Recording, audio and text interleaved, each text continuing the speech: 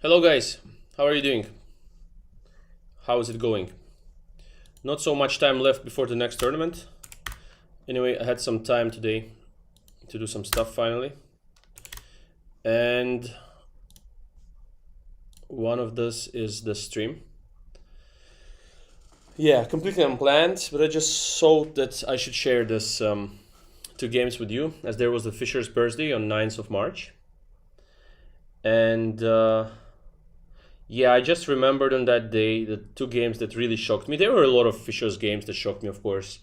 The end games against Taimanov in the match, his match against Petrosian, of course, and many other games in the match against Spassky as well, in the in the interzonals and all that stuff.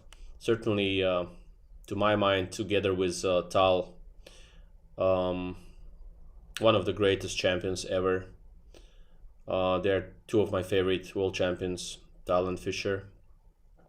So these two games I just want to show you are the games Fischer played against two top grandmasters, and at the time there was no course by Adiban, of course. So Fischer didn't know much about it, it seems. But let's see what happened in these games. Adiban will be probably happy about this, but okay. Okay, I just had a shower, so my hair is kind of messy. Lionel Messi hair. So, yeah, okay, so let's go and see. First game was played on, at least it's written like this. So the first game was played in Buenos Aires, 1970, on July, and the second on September 26th, the same year. So I think it should be correct to start with the first game that was played in July and see what happened in that game. So Robert James Fischer as white against Vladimir Tukmakov. 1970, July, round one in July was played, July 19, and here are the moves. So let me just adjust everything here. So let's go and see it. So Fischer played b3. Yeah, it's not a promotional video for Adiban's course, but still it's nice to mention this. AD made some super stuff there, I guess. Didn't check, to be honest, but I will. And anyway, let's see what happened in Fischer's game. Later we can check the analysis. Yeah, it's the same Tukmakov that was the Anish coach, that was the coach of, at some point, national team of Azerbaijan. And he trained Wesley So at some point, I think, and all that stuff. So at the time, he was a very strong player, one of the top GMs and so on. And Fischer started with b3. So let's see what happened. So b3, e5, classical, bishop b2. And well, already at the time I guess they had to think what they're doing, because nowadays you see Nakamura playing this in Blitz and all the other players even playing it in classical. I think even Sergei Karyakin played this in a classical game in Vaikanze against Anish. Anish didn't go e5. I think he went for d5 lines, knight f6, bishop f5 stuff as the Lasker system. But yeah, here, okay, bishop b2. They were thinking, I think, just classical. Okay, I play e5, then knight c6, knight f6, d5 and stuff, taking control over the center. But Fischer had his idea in mind. So knight c6 was played by Tukmakov, c4. Unusual. Nakamura, I think, opts for e3 here usually, with the idea of bishop b5 and knight e2. c4 by Fischer. Knight f6 was played, and e3. More or less, he gets the Sicilian. So he has already the bishop on b2. Probably will go for a3, d3, and knight d2 stuff, is what he thought. I mean, at least it was his idea. Certainly playable. Black can develop in g6 or d5 is classical. Let's be fair, d5 is the most classical way. And in the game, Tukmakov hesitates for a while, goes bishop e7, and meets with a3 now. Just, you know, he has his plan, a3, d3, knight e2, knight to f3. But we will see what is astonishing about this entire setup. Well, you will see it later. So he went a3.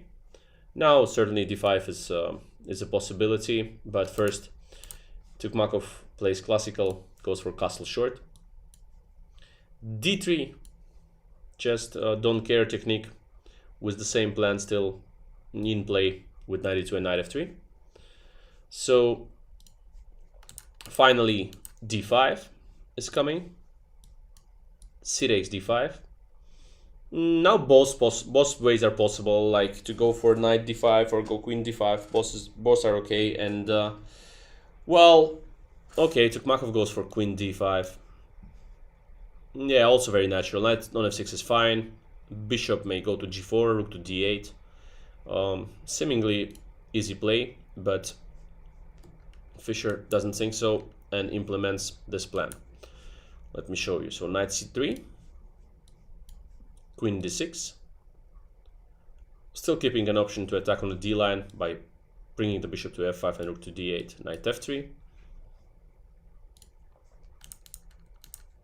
bishop of course goes to f5,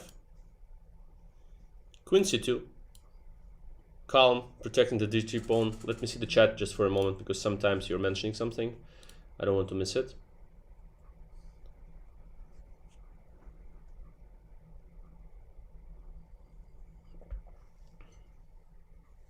Yeah.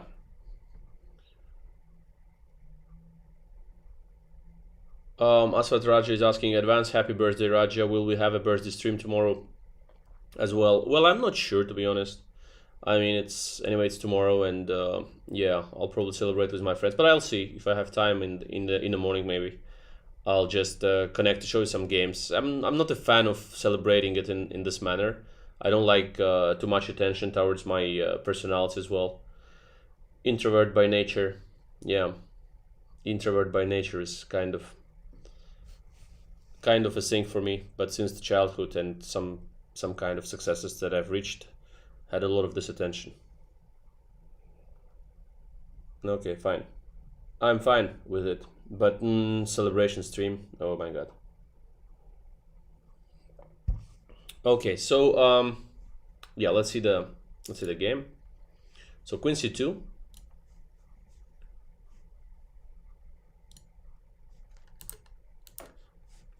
And yeah, very classical way for black. Rook f d8, maybe rook a d8 was possible as well. Rook d1, just protecting d3.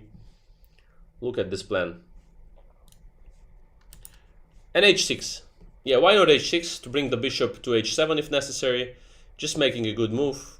Later, queen can go to e6, pawn to e4 maybe, and so on. But Fischer goes for h6, h3. So the point is that in some cases, maybe g4, g5 is a possibility. Why not? Okay, Tukmakov thinks, okay, I'm fine, classical player, so I can do more or less whatever I wish here. But still has to come up with some plan. So probably his plan here was to play, he did queen e6.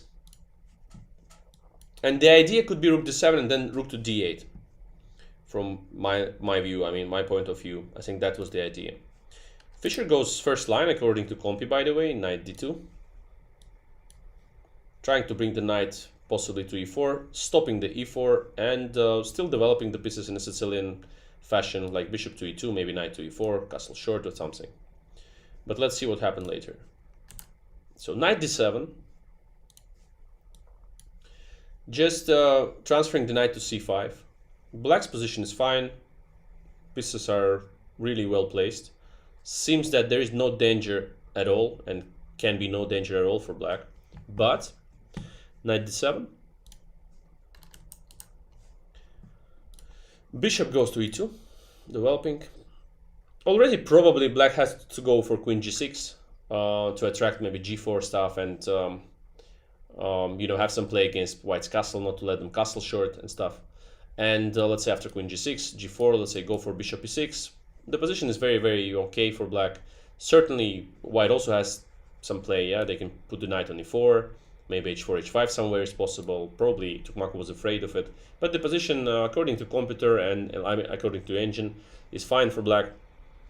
And there are plenty of possibilities for them. Certainly also don't forget that the king is in the center for white, so we'll have a lot of targets, I guess. Black will have a lot of targets, maybe some bishop h4 somewhere, and all that stuff is still threatening. Well, position is very, very unclear. That would be a completely another game. So instead of this, after bishop e2, Tukmakov thinks that, okay, there is no direct danger to my king or anything, so just in advance I can make some prophylaxis. So he goes for king h8. So king h8.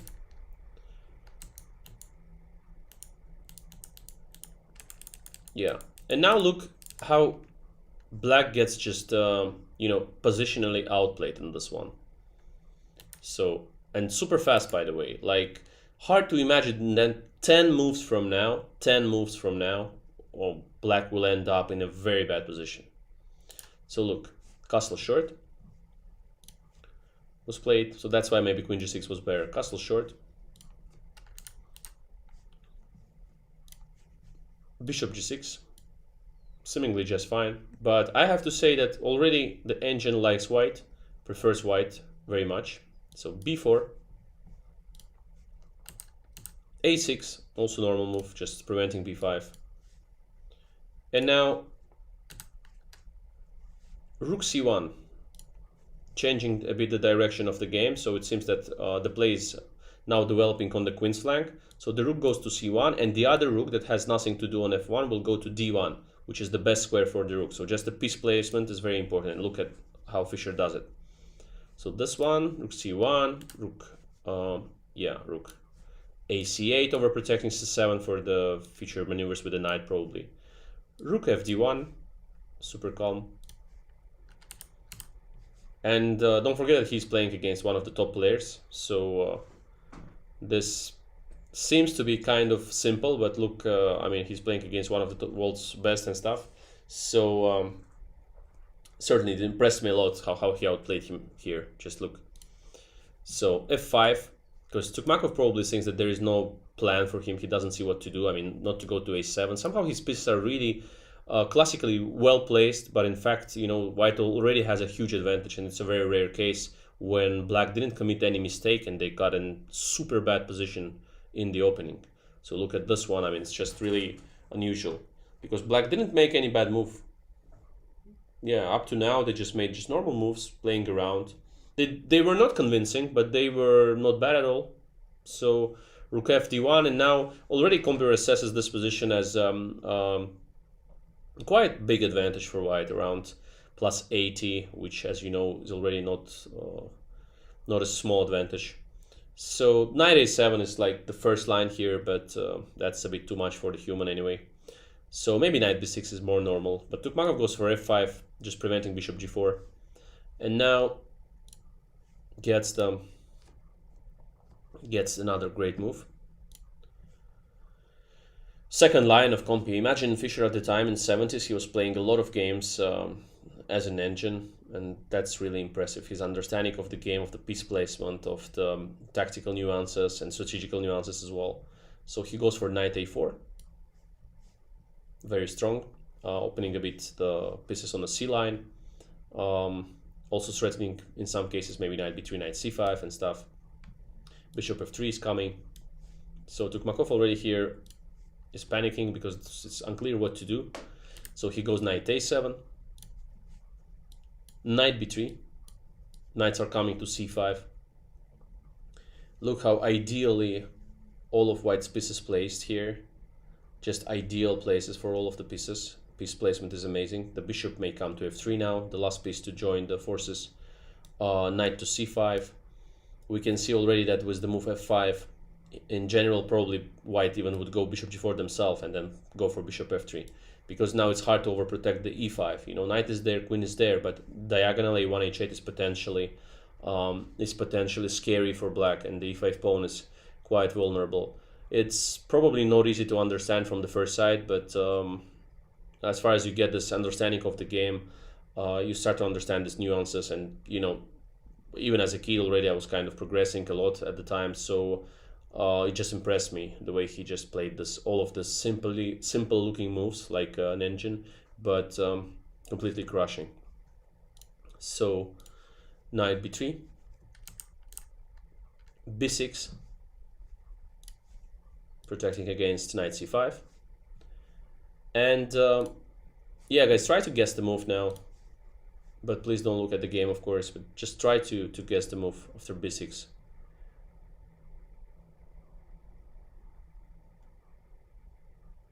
Yeah, so look at this one.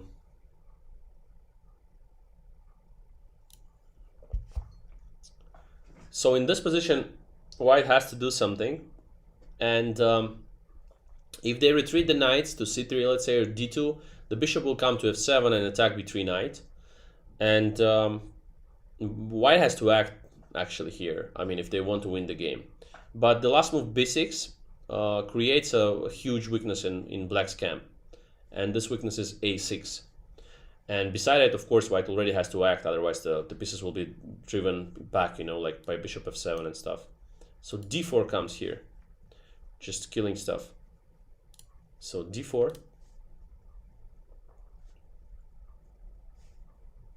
Guys, yeah, Adiban says it's covered in his course. Yeah, I'm sure it should be covered, certainly. If you do the course on b3, these are two amazing games, so I will show you the second one as well. I haven't seen the AD's course, but certainly I will check it out as well. You also go and check it out. It's not a promotion for AD. He has no idea I'm doing the stream, to be honest. I had no idea I'm doing this when I woke up, so yeah. So please. Still, it will be fine if it be a promotional for AD's course. Without any percent, of course, for that. AD is a friend of Vidit, so you do not expect much. Yep, it's a joke, guys, it's a joke. Don't be offended. So, d4.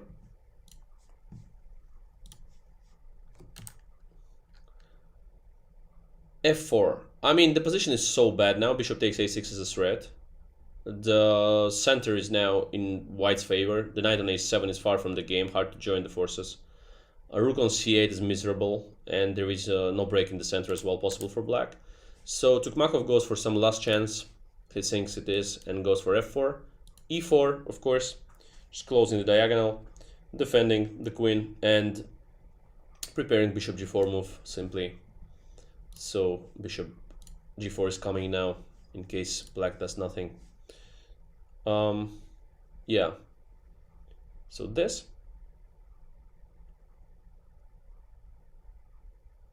Yep. So e4, knight b5 was played. It's amazing. You know, once I mentioned that in 10 moves he will have a bad position. Look, I mean, in 10 moves he's like completely lost. Bishop g4. Queen f6 was played. D takes e5. I guess knight takes e5, right? Yeah, but still it doesn't change anything at all. Bishop c8, rook c8. And Fischer goes rook d5. So in this position, Tukmakov resigned, because if black goes, let's say, bishop d6 to protect the knight on e5, just knight takes b6 is winning. And you cannot take it because of queen c8, you cannot move the rook because of knight c4, knight d7, whatever. It's just completely winning for white. Yeah, and I remember seeing this game. I was checking b3, I think, against someone to play it, and this game, as a surprise to me, I saw there's two of Fischer's games on b3, and I was really impressed. Then I played b3 myself, and nobody was impressed, including me, and I just stopped playing b3 for a long time. Yeah, it's not easy to do this. It's not easy to do this. Okay. By the way, many years later, in the European Club Cup. Richard Rappert played b3 against me, and it was super confusing, so I just played b6, and we had a very strange game, probably also covered in AD scores, but he's looking it for the white side, so I'm not sure, because I won that game as black. So AD, I will make the counter repertoire against b3 probably as a course one day. Okay, so this was the Fischer game against Vladimir Tukmakov, 1970, July. And now the same year, 1970, he plays an exhibition game against Ulf Andersson. Ulf Andersson's game is probably, I will make some separate video on that, and we'll check out his end games together with you, because I don't want to analyze anymore like I did at first on the channel with the pre-recorded videos. I think it's more fun when I'm doing this live, so also can answer some questions from time to time and so on. And yeah, now let me see the chat, and then I move on for the Fischer against Andersson exhibition game, 1970 in Siegen, Germany. But this one was played already in September, end of September. So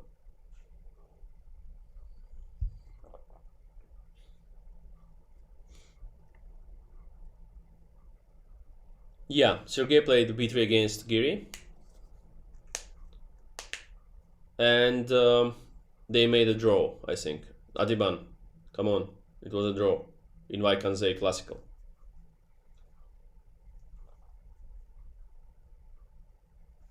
Okay, let me just show you the second game, and let's see it fast. So let's just go.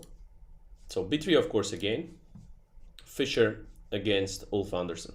Let's go for this. So b3.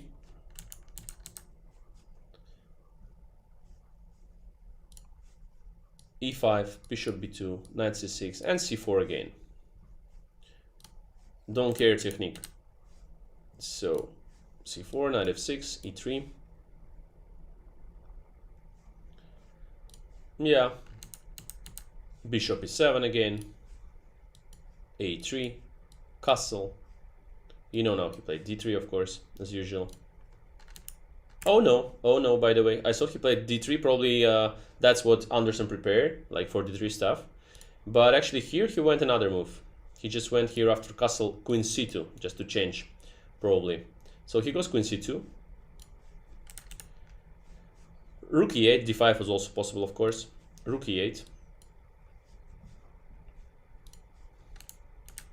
Still not deviating much, playing d3. d5, of course, is the way, but okay, bishop f8 is still fine, I guess. Bishop f8, knight f3. a5, just stopping b4 forever, probably you know, influenced by the game of Tukmakov, where he just let the b4 go there and had a very bad position. So Andersson just stops it at once, you know.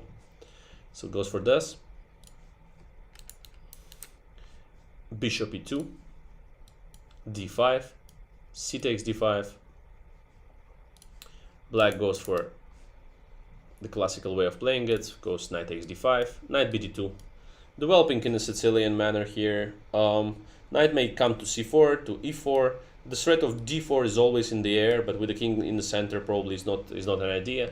So Andersson just thinks like, okay, I will prepare against all of them central breaks and all that stuff, and I'll just go f6, calm, overprotecting e5, just very natural move. Bishop can come to e6 and f7, or the bishop is here, let's say, and the queen can come to d7 and f7 stuff.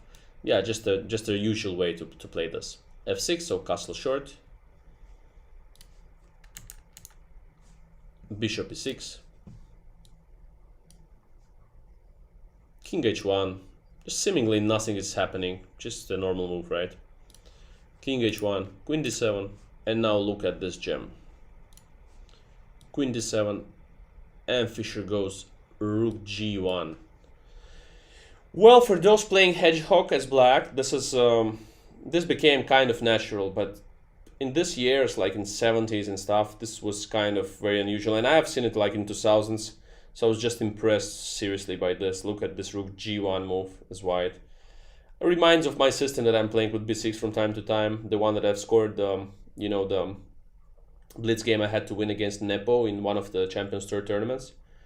And this this stuff when you're playing just on the flank, well, it usually doesn't work that well. But look at this plan in this game. I mean, just completely crushing. Look at this rook g1. So let's see the game, how he reacted. So he went just normal, rook a d8, knight e4, c5, probably, yeah, from time to time white can play knight c5, but the idea is not this. The idea is actually to go for g4 at some point. And let's see how it plays out. So queen f7. Totally not ready for this, but Fischer goes g4. Knight b6 should be preferred here, probably. Anyway, he just wants to meet this g4. What is the problem? g5 is not a threat, seemingly. g6, so after g5 can go f5 maybe and stuff. But in fact, positionally, it's already kind of a mistake. But look what Fischer does against us. So rook g3, lifting the rook, and bringing the rook that is not playing on a1 brilliantly to g1 simply, and trying to attack on the flank. So he goes for this. Bishop g7, rook a g1. Very harmoniously placed. So knight can also join the attack by playing knight h4 and knight f5. And the most important factor is that it's unclear what to do as black exactly. They're not threatening to attack on the flank. And according to computer, already this position is much better for white. So let's say if he would go for knight b6, knight c5, just protecting b3. Let's say some bishop c8, and probably I guess he would go for some h4, h5 and stuff, trying to attack on the flank. Anyway, after rook a g1, yeah, and actually knight b6 was played, so it's, yeah, very natural. Yeah, knight b6, knight c5, bishop c8. I thought it was later played, but okay, it was played here. So after bishop c8, yeah, I said I would think that he would go for h4, h5 and stuff. This is very natural and good according to Compi. But Fischer still wants to go for knight h4, f5. So he goes knight h4, also a very good move. Knight d7, trying to exchange the knight, annoying knight on c5. But of course, as you know, Fischer is pro on this stuff, and black is having a really passive position there, so we do not exchange this knight. We do not let, you know, their task be much easier by taking on d7 or something. So he just goes knight e4 back. Very instructional here. Look at this bad knight and the bad bishop. He will never, you know, exchange this, you know, to ease black's task. So knight e4 very strong. Knight goes to f8. And I'll try to spot the move that he did. If you bought Adjiban's course, maybe you know, but as I'm not sure you did, I am still asking.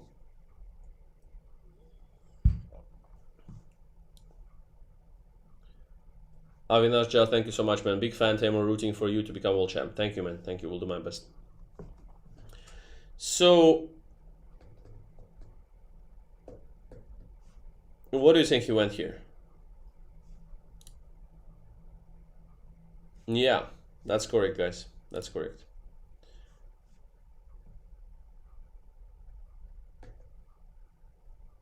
Yep.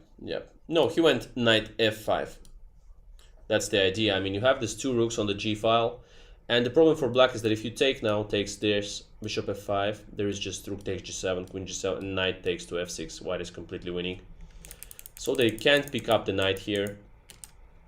The bishop is attacked. Fischer loved two bishops, the bishop pair, and of course it's the same, like more or less it's the same champion school that Kasparov was a fan of as well. Playing with two bishops, they were just thinking they're winning already or something like that. So he would always also go for the two bishops advantage. They would sacrifice a pawn for this, and Fischer of course was known for this, that he loved the bishop pair and was just tremendous playing with the bishop pair. Compared to Anand, let's say, I mean, Anand was also, of course, playing very well with the bishop pair, but he liked knights and all these jumps, you know, knight jumps and queen plus knight. Anand is just amazing with this. I mean, his knight jumps are crazy, seriously, just crazy. We'll probably check it out as well at some point. So, knight f5, Yeah, he didn't go gf. He went bishop e6, knight c5 back,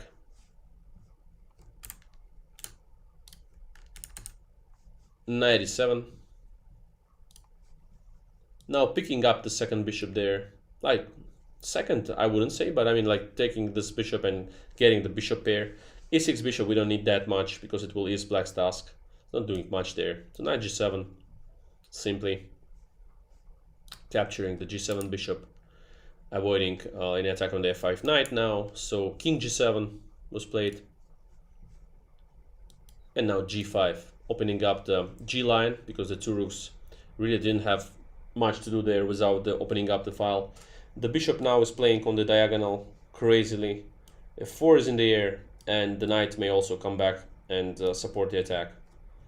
So g5.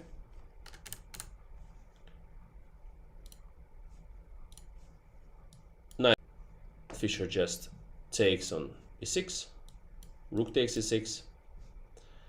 And as usual, he was great at this stuff, you know. He knew that all of these rules that we have from the very past, like, you know, from Nimzovich and all these guys, and like Batvinik and all the classical guys and so on.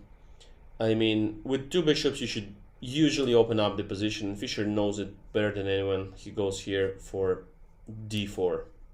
Once again, like against Tukmakov as well. So d4, e takes d4, because now they have like a fresh air, all these two bishops. So e takes d4, bishop c4. Look at this beauty of the bishops here. Bishop c4, like look at all of the pieces, how harmoniously they're placed. The rook on g1, f3, queen on c2, as like the beauty of the position, like the bishops are here, like completely crushing, like, you know, cutting the board fully. And already it's time to resign for black, because this is too bad simply. There is not even a material compensation for black. So they go for d3 now. Fischer plays now in Vidit style. He could go queen d2, queen d1, but he just goes bishop takes d3. Bishop takes d3 without calculating much. Rook takes d3, queen takes d3. Black now goes for rook d6. Fischer goes for queen c4. Now, the idea is that whatever you do, I mean, the f7 will play its role there. The pawn is coming to f7. Rook takes f5 at some point is in the air with rook g7 ideas and stuff. You cannot play king g8 because of that, just rook takes f5. So you should do something, but what to do here? He tries to still block the position, goes for knight e6. Rook takes f5 already was a beautiful win. Fischer doesn't care, just don't need it. Yeah, like this one, and queen f8, maybe queen takes e6, rook e6, and f7. Beautiful, beautiful. But okay, probably he just didn't even calculate much of this. Just goes for bishop e5, attacking the rook. Rook d8. h4. Total domination. There is simply no move for black. All of the pieces are pinned. Queen cannot move because of f7, and just no counterplay for black. So he went in a game. Knight d6, I think. Yeah, knight d6. Queen g4. h5 is coming. Knight f8. And h5. Just nothing to do. Rook comes to h3. g6 is hanging. Exchange up. Totally hopeless for black. Just makes some more moves. Goes for knight e8. Fischer completely enjoying the moment, plays e4. Actually, the first line of clumping. Rook d2. Rook h3. And king g8. H takes, knight takes, and f4. Well, the point is that f5 is coming. So king f8 to avoid the pin. Queen g5. Threatening queen h6. Black has to resign. They go for the last move, knight d6. And Fischer just takes on d6. And in this position, Ulf Andersson resigned because f5 is coming, queen h6, queen g7, rook h7, whatever, like everything just wins. Yeah, but I was so much impressed at the time. I didn't know this idea, at least as Whiteside, this Rook G1, G4 stuff, and this really shocked me. So I did study Fischer's games, many other of the Fischer's games, but this was just impressive to me, and it seemed that, well, it's just completely unusual. Um, yeah, no, no, no, no. I mean, there is no roast of Vidit. Vidit, there is no roast of Vidit. Vidit is a popular YouTuber, has a lot of advertisement and stuff, and so on. So I mean, how could I? But beside everything, of course, he's a great friend, and I'm just very happy to mention him in any of the streams. So, guys, just wanted briefly to share the thoughts with you on these two games of Fischer. I will certainly follow up at some point with some other Fischer games, maybe some end games and stuff. And there's a lot to learn from that. Really, like technical part and so on, just so interesting. And I would be happy if you certainly join. We'll announce it in advance. Maybe some Ulf Andersson's end games. I would be happy to look at them. I'll have to pick some games and check it out. Which ones I would pick for the to cover. So guys, thank you so much for watching. It wasn't a long stream. I just wanted to show you some of the Fischer's games that impressed me when I was a kid, and there are plenty of them, but this would be three just really funny. Thank you so much, guys, for watching, and yeah, soon we will be back for the tournaments and stuff. And yeah, thank you so much, guys. I will keep on doing this anyway. I am not a contender for Agad Matters, Agad Matters super videos and stuff. But the point of me is just I want to share with you some of the games from the past of the great champions that I really enjoyed. Thank you so much, guys, for watching, and see you soon on the Champions Tour and the other streams as well. Thank you, guys. Have a great day, and see you soon. Bye bye.